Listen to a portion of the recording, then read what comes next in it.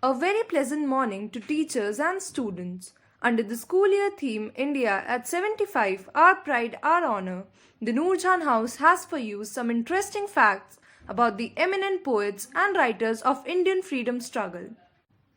Literature is one of the most interesting and significant expressions of humanity. So today we have for you Veer Savarkar. Veer Savarkar was born on 28 May 1883 in the Marathi Chitpavan Brahmin Hindu family of Damodar and Radhabai Savarkar in the village Bhagpur, Nasik, and died on 26 February 1966 in Bombay. His full name was Vinayak Damodar Savarkar. He was a politician, lawyer, and social reformer. He was an Indian independence activist and politician who formulated the Hindu nationalist philosophy of Hindutva. He was a leading figure in the Hindu Mahasabha. While some consider him as one of the greatest revolutionaries in the Indian freedom struggle, others consider him a right-wing leader.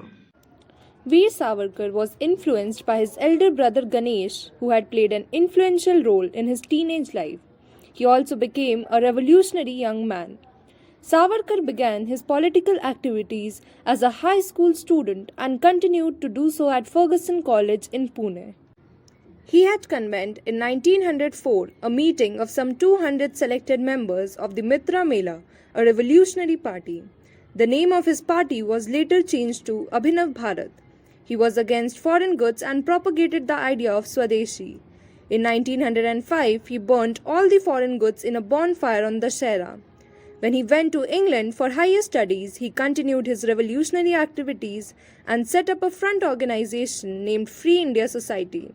He founded this society to mobilize youths against colonial rule in India. In 1908, he brought out an authentic informative researched work on the Great Indian Revolt, which the British termed as Sepoy Mutiny of 1857. The book was called The Indian War of Independence 1857. The British government immediately enforced a ban on the publication in both Britain and India. Later, it was published by Madame Bhikaji Cama in Holland and was smuggled into India to reach revolutionaries working across the country against British rule. When the then British collector of Nasik, Amy T. Jackson, was shot by a youth, Veer Savarkar finally fell under the net of British authorities. He was implicated in the murder, citing his connections with India House. Savarkar was arrested in London on 13 March 1910 and was sent to India. From 1937 to 1947, he had strained every nerve to keep India united. Savarkar was a modernist, a rationalist, and a strong supporter of social reform.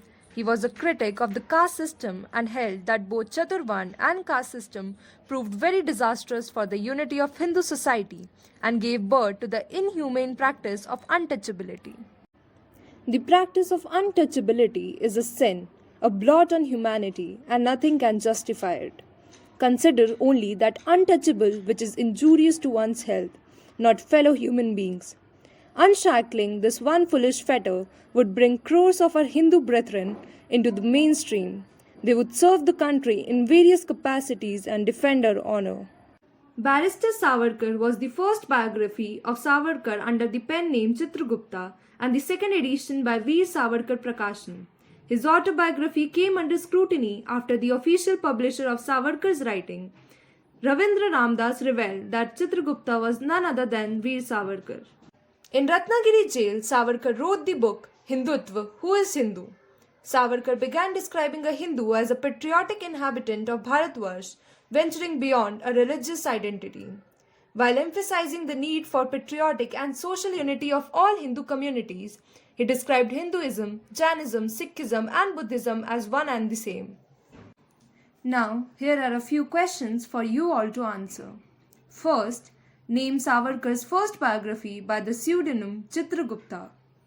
Second question, name the revolutionary party set up by Savarkar in England. Answer to the first question is Barrister Savarkar. Answer to the second question is Free India Society. Thank you and have a nice day ahead.